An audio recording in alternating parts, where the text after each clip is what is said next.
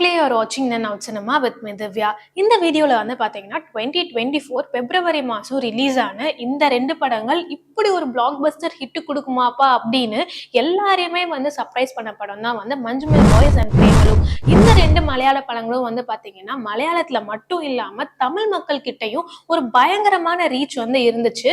தமிழ் மக்கள் கிட்ட மட்டும் இல்லாம தமிழ் சினிமால வந்து பாத்தீங்கன்னா நம்ம சூப்பர் ஸ்டார் ரஜினிகாந்த்ல இருந்து உலக நாயகன் கமலஹாசன், தனுஷ் அப்படின்னு ஏகப்பட்ட செலிபிரிட்டிஸ் வந்து இந்த படங்களை வந்து கொண்டாடி இருந்தாங்க.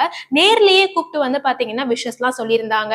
அப்படி வந்து பாத்தீங்கன்னா இருந்த பிரேமலு மூவி அதை பத்தி சொல்லணும் அப்படின்னா யங்ஸ்டர் மத்தியில வந்து பாத்தீங்கன்னா ஒரு நல்ல ரீச், அது ஓடிடில ரிலீஸ் ஆனதுக்கு அப்புறம் ஒரு பிளாக் பஸ்டர் ஹிட் கொடுத்தது அப்படின்னு சொல்லலாம்.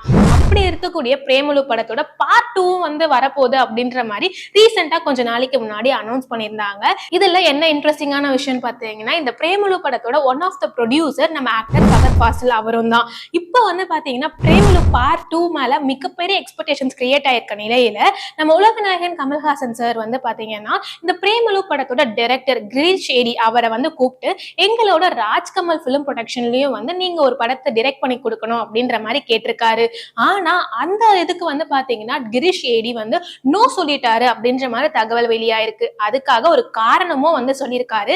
அது என்னன்னா பிரேமலு படத்தை வந்து ப்ரொடியூஸ் பண்ண அவங்க கிட்ட தான் வந்து பாத்தீங்கன்னா நான் அடுத்த படத்தையும் டைரக்ட் பண்ண போறதா சொல்லியிருக்கேன், இப்போதைக்கு உங்களோட ப்ரொடக்ஷன்ல வந்து என்னால படம் பண்ண முடியாது அப்படின்னு நோ சொல்லிட்டாரா director Girish shady.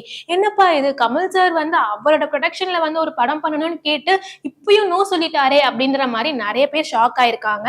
Premalu part 2ல வந்து என்ன மாதிரி விஷயங்கள்லாம் இருக்க போகுது, கண்டிப்பா பிரேமலு மாதிரியே வந்து அந்த படமும் ஹிட் கொடுக்குமா இல்லையா, இந்த தடவை என்ன புதுசா கொடுக்க போறாங்க அப்படின்றதெல்லாம் வெயிட் பண்ணி தான் பார்க்கணும். நீங்க டைரக்டர் கிரீஷ் ஷேடி உலகநாயகன் கமல் சாரோட ராஜ்கமல் பிலிம் ப்ரொடக்ஷன்ல படம் பண்ண மறுத்ததை பத்தி என்ன நினைக்கிறீங்க அப்படின்றதெல்லாம் கமெண்ட் பாக்ஸ்ல சொல்லுங்க. இந்த மாதிரி ரெகுலரான சினிமா அப்டேட்ஸ்க்கு மறக்காம இந்த வீடியோக்கு ஒரு லைக்கை தட்டி போயிட்டு என்ன சினிமா சப்ஸ்கிரைப் பண்ணுங்க.